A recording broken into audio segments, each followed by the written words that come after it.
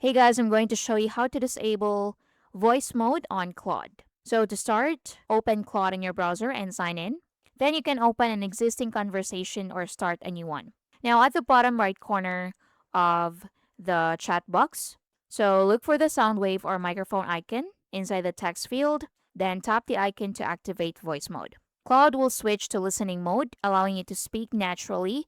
Once you start talking, Claude can respond with a spoken reply, making the conversation feel more like a hands free interaction. When you're finished using voice mode, simply tap the voice icon again to stop it. So click stop right here to return to regular typing. Now, if you want to customize your voice experience, tap your profile in the bottom left corner, then tap settings. Under settings, go to general. Under general, scroll down and look for voice. You can go to style and click this arrow right here so you can browse through the available Claude voices and select the one you prefer. So you can hover over to the sound wave icon to listen to it. We can chat while you are on a walk, in the car, in line for coffee. I'll come. Worst places for voice mode? You can ask me about what's on your schedule, which Quick one.